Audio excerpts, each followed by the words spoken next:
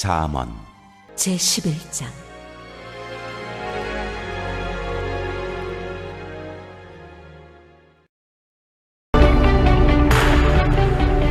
조선 개국의 1등 공신 정도전에게 이방원이 묻습니다.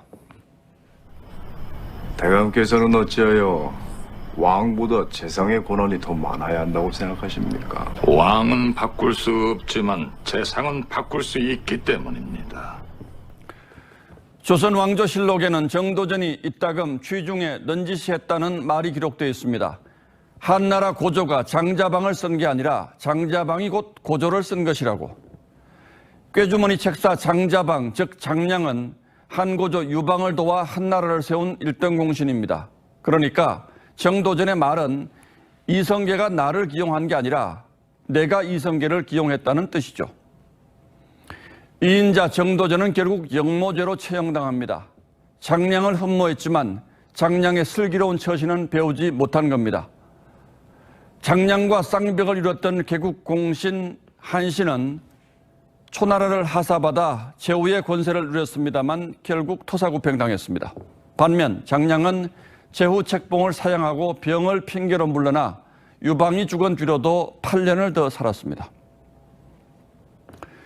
이른바 윤핵관의 한 축으로 꼽히는 장제원 국민의힘 의원이 어떤 임명직도 맡지 않겠다며 백의종군을 선언했습니다.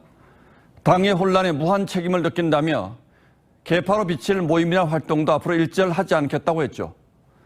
대통령에게 더 이상 짐이 되지 않겠다고 총대를 맨 윤핵관 퇴진의 신호탄이라는 평가에서 한신보다는 장량의 길을 떠올리게 됩니다. 이제 시선은 자연스럽게 권 원내대표로 쏠릴 수밖에 없습니다. 제가 자리에 연연했다면은 대선 1등 공신으로서 대선 기여자로서 권 원내대표는 당내 일각의 사퇴 요구를 받자 어떤 자리 욕심도 낸 적이 없다고 했습니다. 인수위나 내각 참여를 요구하지도 않았다고 했습니다. 그런데 대선 1등 공신을 자처하는 대목이 목에 가시처럼 걸립니다. 그것도 공당의 지도부 회의에서 말이죠. 대통령에 대한 예의가 아닐 뿐더러 내가 누군데 감히라는 어감마저 느껴져서 몹시 듣기가 불편합니다. 그는 새 비대위를 구성한 뒤에 내 스스로 거취를 결정하겠다며 끝내 사퇴라는 말을 꺼내지 않았습니다. 옛말에 공을 세우고 나면 물러나는 것이 하늘의 길이라고 했습니다. 부귀의 교만에 욕심을 부리면 스스로 화를 부른다고 했죠. 이제 그만 그칠 때를 아는 것이 지혜의 으뜸입니다. 늦기는 했습니다만 장제원 의원의 이선 후퇴 선언은 그 물꼬를 튼 것으로 평가할 만합니다. 이제는 이준석 전 대표가 화답할 차례입니다.